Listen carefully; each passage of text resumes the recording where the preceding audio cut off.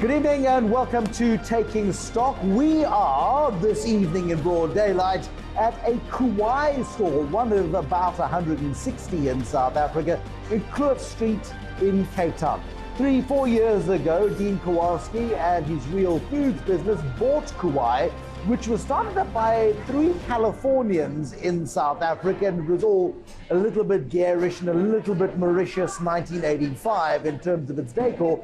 Today it's a fundamentally different position, lots of white and grey and very simplistic lines. We're going to talk to Dean Kowarski, the owner of Kauai, about the transformation of this business, the change in eating habits, the way in which people are beginning to take care of themselves, and whether or not there's actually a business in health in South Africa. It's a long time since I've seen you. I saw you quite soon after you bought Kauai, and you looked a little bit afraid then. You seemed a little bit more comfortable with this monster. I mean, it is, what, 160 stores in Kauai itself? Correct. I mean, exactly 3.5 years ago we spoke.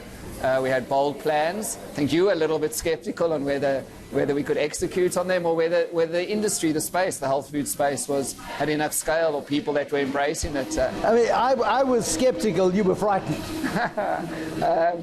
I'm not sure I was frightened. We took some really bold decisions, very quick, bold decisions. We stuck by those decisions. We took some pain initially. The first 6 months were really tough in terms of significant changes to the business model, to the look, the feel, the design, supply chain. Because it wasn't working. I mean, for 3 months, It was a disaster. The old Kauai or the changes? The old Kauai wasn't working. Absolutely. I mean, you'd go past Kauai's, there'd be no queues. The healthy food revolution thing wasn't working. It didn't seem as if people were prepared to pay a premium for health. And the menu was also trying to be too many different people. It was neither fish nor fowl. So I think our opinion was that Kauai was definitely not working because it wasn't being true to itself. It wasn't actually being healthy. It was a spiral to the bottom. It's competing with fast food. And our vision was that health will come. It will become a significant business in South Africa and globally, and we should make those changes sooner rather than later. So we repositioned the Kauai into the premium space, look and feel change. You spoke about this Mauritian or Hawaiian themed restaurant. It was exactly like going to a themed party. It didn't speak to the food. It spoke to some faraway island. So we changed everything. We repositioned the brand, probably ahead of its time.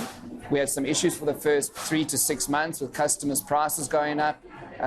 Taste profiles changing, not so sweet, less sugar, no sugar, and that had an effect initially. But literally after 6 months, the change in the consumer behavior, I mean, our numbers just were staggering. But that's like an MBA case study. It really is how you can break a business model to create a new one without going bankrupt. Yeah, I mean, we've often said is that if you do the right thing too long is often the wrong thing. So you have to make those changes well before you need to make the changes.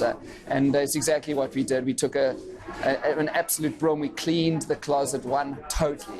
It's a new business today, totally different business. It's extremely strong. We've had 3 fantastic years. The growth has slowed down, but still continues at double digit, way ahead of the rest of the industry. It's been an amazing transformation. We've built a great team around it. It's been exciting. Differentiating in a sea of same. I mean, generally fast food is either a piece of chicken that has been prepared one of 3 ways, or it's a hamburger with slightly thinner or thicker chips and slightly different sauce profiles and maybe fewer sesame seeds on a bun. That is where the fast food war happens. McDonald's tells us they're growing very nicely in South Africa. The famous brands results will tell you that they're a bit distracted. But it's not an environment. That environment doesn't seem to be thriving because it's pitched in an aspirational demographic. You took Kauai out of mainstream and put it into a very thin demographic. That was either gutsy or stupid. It turns out gutsy because you survived. Yeah, so what we did, we took it actually out of fast food. We took it to a segment called fast casual. A lot of what we did it was maybe forward thinking in terms of South Africa, but it was actually tried and tested in various parts of the world and had been very successful. So this category, fast casual, was in a category that was being embraced by millennials and it was the fastest growing category. It's slightly different to fast food because the food is made fresh to order. You order at a counter, it's brought to you at the table, so it's not casual dining. So we saw a slowdown in fast food, casual dining that millennials didn't want, they weren't interested. But fast casual, and specifically healthy fast casual, was an industry that the millennials were actually making to thrive at.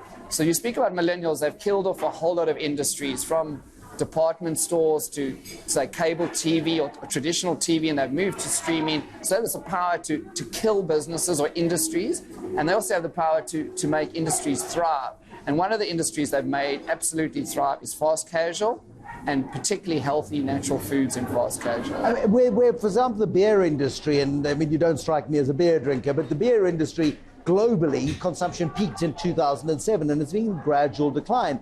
And only in the last 2 or 3 years, the beer industry seems to have woken up to this and producing lower alcohol beers or flavored beers, appealing to this millennial market that you're talking about, saying it doesn't have to have the huge calorific content before. You can still be cool and drink a beer, but it'll have a different profile to it. And that's precisely the sector that you're talking about. Exactly. I mean, when we speak about industries millennials have killed off, and I spoke about department stores, cable TV, one of them is beers, the other one is cereals, funny enough. Those millennials haven't embraced, and exactly as you say, the beer market has taken cognizance of that and have adjusted their taste profiles. The boutique breweries have sprung up that are doing very well. Same with cereals. People have moved to more whole grains, mueslis, granolas. Those products are doing exceptionally well, but your traditional cereals, sweet cereals have taken a knock. But the world is dominated by probably 7 or 8 big global food producers. In South Africa, Tiger Brands are absolutely enormous. And across the world, the sugar contents in processed food, the processing of food has increased for decades. Are we seeing a change at the top in the large producers? Absolutely. I don't think in the large producers. We've seen a change with consumers wanting less sugar, less salt, lower calories. So it's been driven by the consumers. The ability for big food that you speak about to change is very, very difficult. They are big, slow corporate structures who don't have the ability to be nimble and change quickly. So that creates the opportunity for smaller food brands to fill that space, who can react quickly to meet the retailers' needs, produce new products for them, develop products very quickly for them. What generally happens is big food then wakes up to that, and rather than try to develop that in-house, they buy the small food groups. And maybe that's what you're holding out for one day. But they're as addicted to their business models as many of their traditional customer base are addicted to what they're putting into their food, and the world is becoming a less healthy place. You decide to tap into that market in 2015 at a time when the South African economy is going into a slow, steady decline, and then probably over the last 12, 18 months, things have kind of fallen apart quite badly. Are you still managing to keep that thin crust of support? Our thin crust grows. It's become quite a thick crust. We've seen double-digit revenue growth, double-digit transaction counts, and this is on the same store basis, so without new stores. So our transaction counts are higher, our revenue is, our spend per head is higher, and our profitability is significant. And we're talking fairly high double-digit growth that we've seen over the last... But you haven't expanded the store footprint dramatically. I mean, I think when you bought it, you had probably 130 or 140 stores. You're at 160 plus now. Over 4 years, that's not dramatic footprint growth. 100%. I mean, as I said, we had a lot to do in terms of fixing the business we built, bedding down new supply chains, new recipes, new look and feel, forming new partnerships, relationships, strengthening the discovery relationship. Those things are all important to us, and we've spent a lot of time focusing on product, people, the culture within the organization. So yes, probably the store count has been slower than what we have wanted, but it's about getting that foundation right first. We're now in a position, exactly because of what you say, is that we still have significant opportunity in South Africa, that our store count is relatively low at 160. There is a whole opportunity for us to go into new geographic locations and territories in South Africa. There's an opportunity to do different formats, service stations. We're one of the few groups that don't have a service station footprint. We're doing stores within stores. In 2 weeks' time, we open inside the Checkers store in Sandton City, Kauai inside Checkers. Partnerships are critical to this, and you would have seen more and more if you've got kids at private schools. The tuck shop nowadays might be a Kauai. If you go to a Virgin Active gym, the coffee shop is possibly a Kauai. And they're using that partnership model, and now you hear with big retail, also not only to distribute own branded products on the shelves, but also there's a globalization happening of Kauai as well. So from Hawaii to South Africa, and from South Africa moving into new markets. We'll talk to Dean Kowarski, who is the chief executive of the Real Foods Group, about that trend coming up next here on ENCA.